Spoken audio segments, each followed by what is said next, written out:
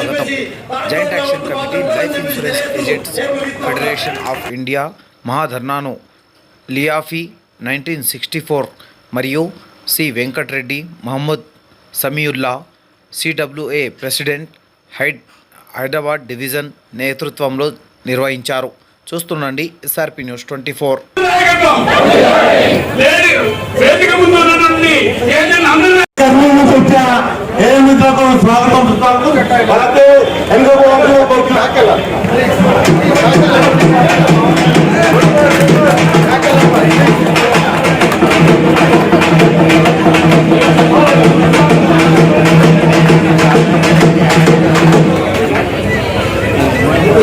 స్వాగతం సుస్వాగతం. ఇప్పుడే వచ్చినటువంటి ఏజెంట్ అందరికీ కూడా స్వాగతం. కూర్చోండి, మీ సీట్లో కూర్చోండి.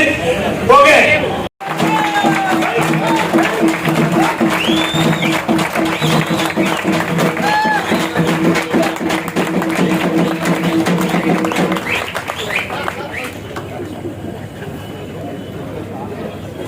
ఎందుకంటే 85 సంవత్సరాలు ఇవ్వడానికి ఇవాళ ప్రభుత్వం కూడుకుంటా ఉన్నది. కాబట్టి మనం ఒక్కడే శక్తిగా కాకుండా అన్ని రంగాల్ని కాపాడుకో. ఇవాళ ప్రభుత్వ రంగాల్లో ఉన్నటువంటి చాలా రంగాల్ని మనం కాపాడుకోవాలి. కాపాడుకోవడం అంటేనే ఇవాళ ఎల్ఐసిలో పనిచేసేటువంటి అనేక మంది ఉద్యోగులు కావచ్చు, ఏజెంట్ కావచ్చు, లేదా మిగతా ఏమైతుందంటే ఇవాళ మా రంగాన్ని మాత్రమే వద్దు, మిగతా రంగాలు ఏమైనా చేయండి అని మిగిలిన ఎల్ఐసి వాళ్ళని కూడా మెడబెట్టి తప్పేటటువంటి స్థితి ఇవాళ కార్పొరేషన్ కావచ్చు, గవర్నమెంట్ కావచ్చు చేసేటటువంటి ఆలోచన ఉంటుంది. కాబట్టి ఖచ్చితంగా అన్ని రంగాల్ని కలుపుకొని ఒక బలమైన ఉద్యోగాన్ని నిర్మిస్తే యువ నాయకుడు హైదరాబాద్ డివిజన్ అధ్యక్షులు వెంకటరెడ్డి గారు, అలాగే సెక్రటరీ సుదర్శనం గారు, కోశాధికారి శ్రీనయ్య గారు, మరియు కార్యక్రమానికి విచ్చేసిన all India joint action committee chairman Shri BN Chari గారు, advisory committee chairman Shri Srinivachari గారు, ఆల్ ఇండియా ఉపాధ్యక్షులు పూరి వెంకటేశ్వర గారు, all India disciplinary action committee chairman MS Murthy గారు, అలాగే resident secretary south central zone Ashok Kumar గారు, మరియు సిడబ్ల్యూఏ అధ్యక్షులు సమిల్లా గారు, ఆల్ ఇండియా సిడబ్ల్యూఏ కార్యవర్గ సభ్యులు ధనంజయ గారు, మరియు సౌత్ సెంట్రల్ జోన్ అధ్యక్షులు మన సోమనర్సయ్య గారు సిడబ్ల్యూఏ, మరియు ఉపాధ్యక్షులు కృష్ణారెడ్డి గారు, వీరారెడ్డి గారు, all India IT vice chairman Sriram గారు, మరియు ఇక్కడ విశేష మన అతిథులు మన all India employees Hyderabad division employees association secretary Tirupatayya గారు, మరియు వేదిక మీద ఉన్న పెద్దలు, మరి వేదిక ముందున్న మన ఏజెంట్ సోదరి వాళ్ళారా అందరికీ స్వాగతం సుస్వాగతం.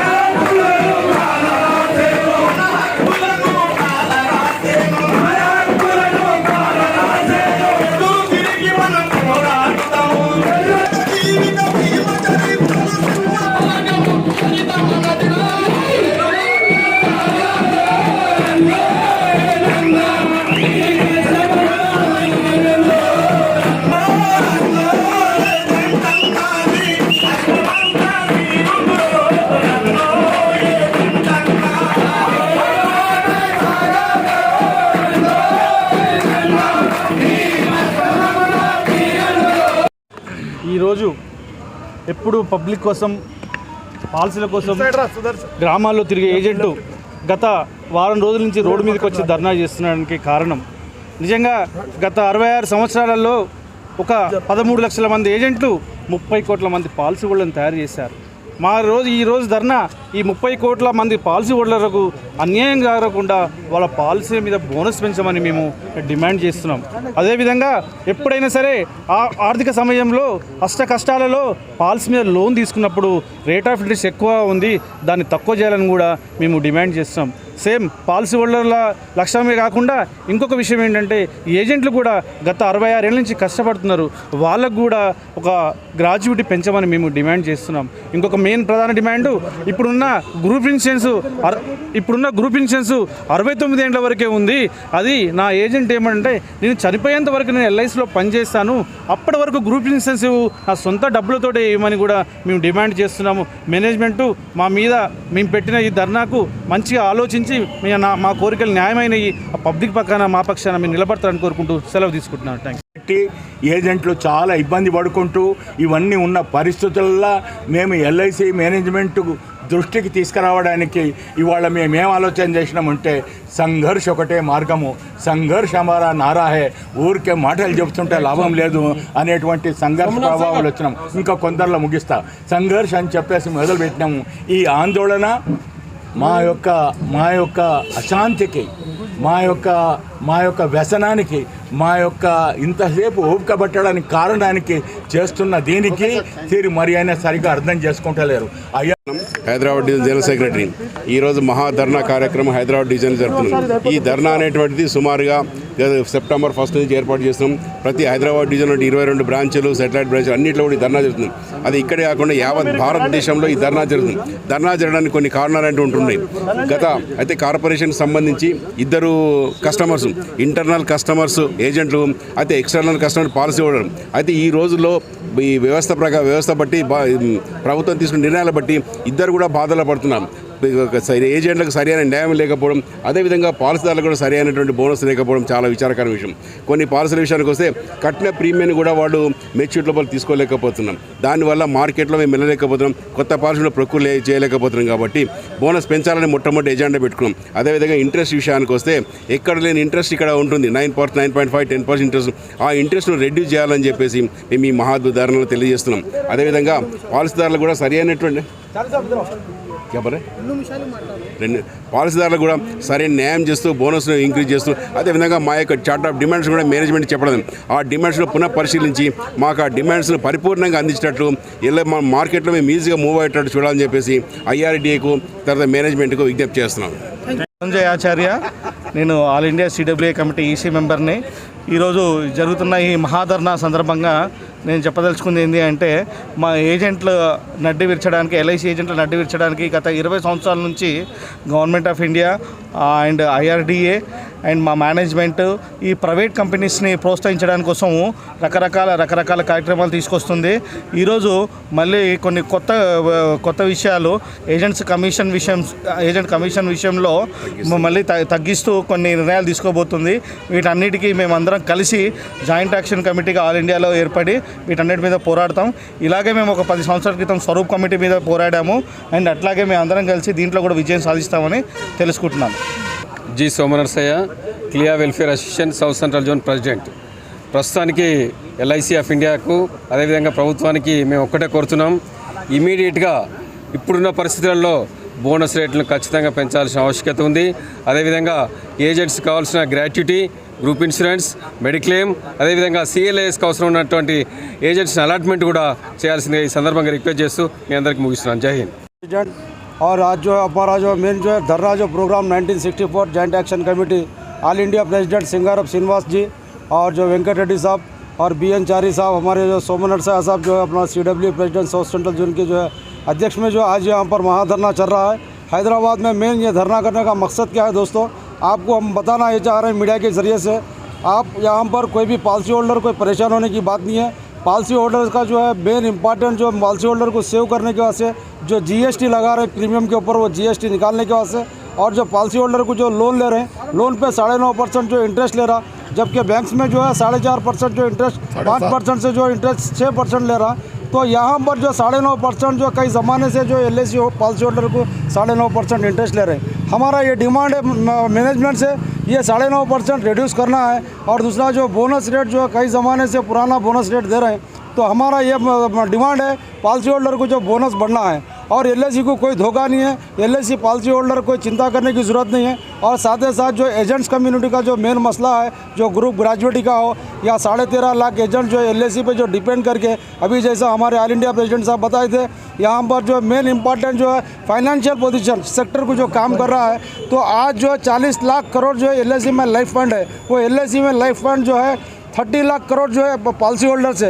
ये सब जो सिर्फ LIC एजेंट्स लाके जो जमा करे, ये कोई पब्लिक लाके नहीं जमा करे, गवर्नमेंट लाके नहीं करे, प्राइम मिनिस्टर या गवर्नमेंट ऑफ इंडिया लाके नहीं करे। और एम्प्लॉयज़ के साथ साथ मेन जो रूल जो है, मेन इंपॉर्टेंट जो LIC एजेंट्स है, तो ये एजेंट्स को जो है हमारे जो मेन हमारी डिमांड्स है, जो मैनेजमेंट जो LIC का जो CEO साहब है MR कुमार साहब से हम रिक्वेस्ट करते हैं। और हम ये यहाँ से जो अभी हमारा जो यहाँ से जो आगाज़ करें, ये आगाज़ नहीं, और इंशाअल्लाह जो हम पूरा देश भर में जो ये आंदोलन कर रहे हैं और जो पीसफुल जो डेमोन्स्ट्रेशन कर रहे हैं हम जो जय लियाफी जय CWA। మిత్రులారా, ఈరోజు ఆల్ ఇండియాలో joint action committee life insurance agent federation of India పిలుపు మేరకు ఈరోజు హైదరాబాద్ డివిజన్ ఆఫీస్ ముట్టడి జరుగుతుంది.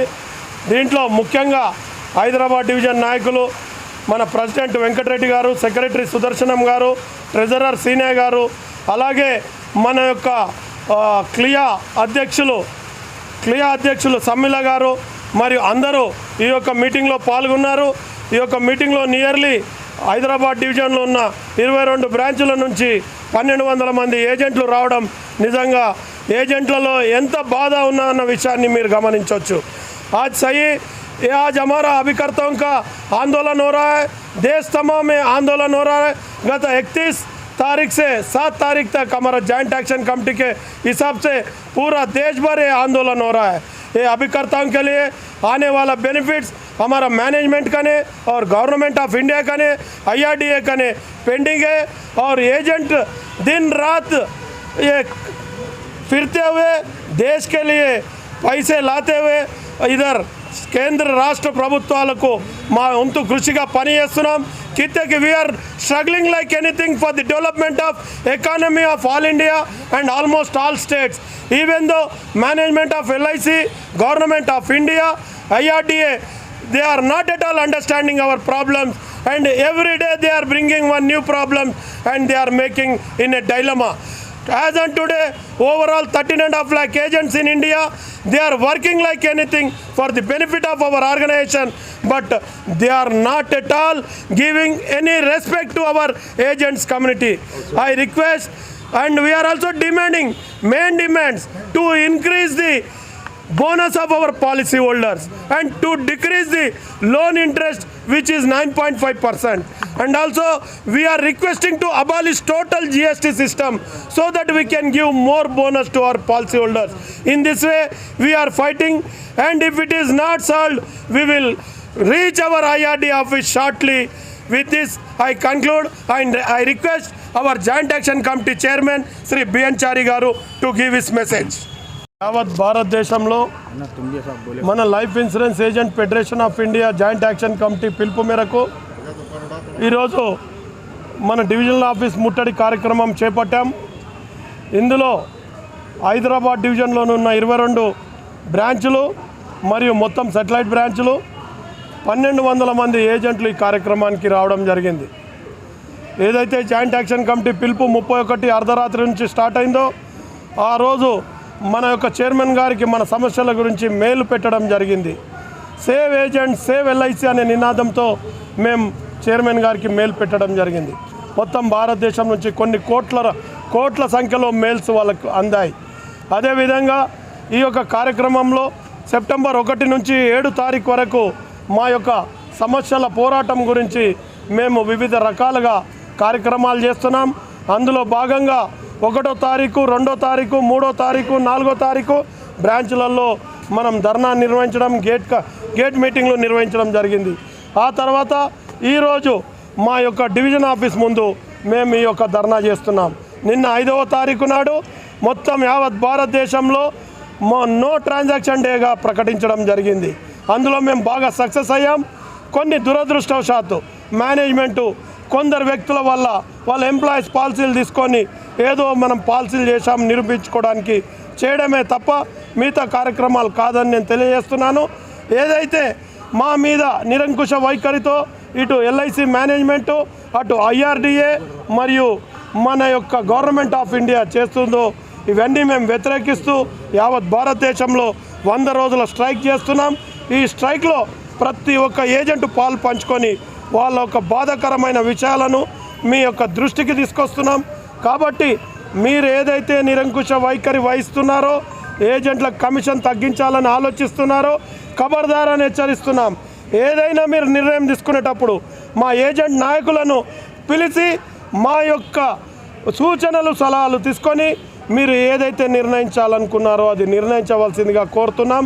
అలాగే ఈ యొక్క కార్యక్రమానికి మా CWA అధ్యక్షులు సమ్మిల గారు, మరి మన డివిజన్ కోశాధికారి సీనయ్య గారు, జోనల్ అధ్యక్షులు CWS సోమ నర్సయ్య గారు. ఇది 31 ఆగస్టు అర్ధరాత్రి నుంచి మొదలైంది. నవంబర్ 30వ తారీఖు వరకు ఈ స్ట్రైక్ జరుగుతుంది. నేను కూడా పత్రికా విలేకరులను మీడియా మిత్రులను కోరేది ఏంటంటే మా ఏదైతే సంఘర్షణ జరుగుతున్నదో దానికి మీ పూర్తి మద్దతు తెలపాలి. ఎందుకంటే దేశానికి రైతులు ఎంత ముఖ్యమో, బార్డర్లలో సైనికులు దేశానికి ఎంత ముఖ్యమో, ఆర్థిక వ్యవస్థలో economy development of states and central దానికి ఎల్ఐసి ఏజెంట్లు అంత ముఖ్యమని తెలియజేస్తూ మరి ఏజెంట్లకు ఎలాంటి హాని కలగకుండా ఈ యొక్క ప్రభుత్వం IRDA చూడాలని మేము తెలియజేస్తూ మరి ఇది అంతం కాదు, ఇది ఆరంభం. ఒకవేళ మా మీద ఎలాంటి నిర్ణయాలు తీసుకున్నా, వ్యతిరేక నిర్ణయాలు తీసుకుంటే ఖచ్చితంగా ఖబర్దారని భారతదేశం మొత్తం ఆందోళనలు చేసి ఆర్థిక వ్యవస్థనే చిన్నాభిన్నమయ్యే ప్రమాదం ఉందని తెలియజేస్తూ సెలవు తీసుకుంటున్నాను. The anxiety in which they have all participated in our JSC call for participating in the meeting from 31st to this date. It is a demonstration here of the agents community. We have come under this weather from having exhausted up to yesterday up to 6 o'clock. They have come and participating in this. What we want to tell are 3 things. Number 1, we told the same thing to Finance Minister State at Aurangabad meeting when we met there in presence of the 2,500 agents. We told them, sir, LIC is meant for policyholders. LIC is a repository and depository of the sense of security. We are all as a messengers have been working very hard to spread the message of this security, and it is we on account of our work we have built up this institution to this extent. Now policyholders are not retained here. మేము కష్టపడి policy హోల్డర్లను తీసుకురావడానికి కొన్నిసార్లు 100 సార్లు వాళ్ళ దగ్గరికి తిరిగి నెలల కొద్దీ వాళ్ళతోటి ఏర్పాటు చేసి వాళ్ళని కన్విన్స్ చేసి తీసుకొచ్చిన తర్వాత కూడా ఈ పాలసీ హోల్డర్లు 5 ఏళ్ల లోపల ఆల్మోస్ట్ 45 to 50% వెళ్ళిపోతున్నారు. ఎవరి నష్టం జరుగుతున్నది, ఎవరికి ఇబ్బంది జరుగుతున్నది, ఏమిటిది గొప్ప ఇమేజ్ వస్తూ ఉన్నది. రెండవది, ఏ పాలసీ హోల్డర్లు ఉండాలనో వాళ్ళు సెక్యూరిటీ కొరకు 20 ఏళ్ల దాకా మేము పాలసీ ఇస్తే వాళ్ళ పెన్షన్ దొరుకుతుంది, అకస్మాత్తుగా చనిపోతే కుటుంబానికి రక్షణ కలుగుతుంది అని చెప్తే అవన్నీ ఏం సాధ్యం కాకుండా పాలసీ హోల్డర్లు ఈ విధంగా వెళ్ళిపోతుంటే దానికి సంబంధించిన ఆలోచన IRDA చేయాల్సి ఉంది. ఏ విధంగా పాలసీ హోల్డర్లను మనం అట్రాక్ట్ చేయగలుగుతాం, నిలబెట్టగలుగుతాం, రిటైన్ చేయగలుగుతాం అనేది ఆలోచన చేయకుండా ఆయన కొండందవి ఎలుకను పట్టినట్టు ఏజెంట్ల కమిషన్ ఎక్కున్నది అనేటువంటి మాట మాట్లాడుతున్నాడు.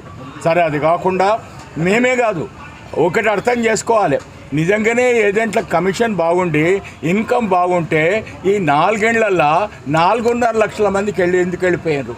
ఈ 10 ఏళ్లల్లో 15, 20, 30 లక్షల మంది వెళ్ళిపోయినారు. ఏజెంట్లు ఉంటులేరు ఇక్కడ, ఏజెంట్లకు ఆదాయం లేదు. మీరు అనుకుంటున్నారు ఏజెంట్లకు ఏదో పెద్ద ఆదాయం ఉన్నదని.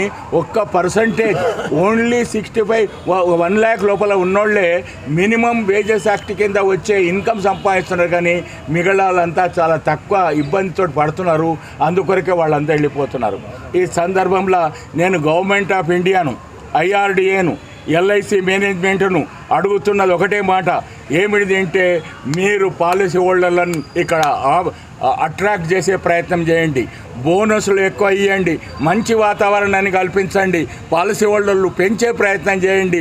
ఒకవైపు ఐపీఓ ద్వారా వచ్చేటువంటి ఒక దీంతో జనాలలో ఒక రకమైనటువంటి అయ్యో వీళ్ళ షేర్స్ తక్కువ అవుతున్నాయనే ఫీలింగ్ ఒకటి వస్తుంది.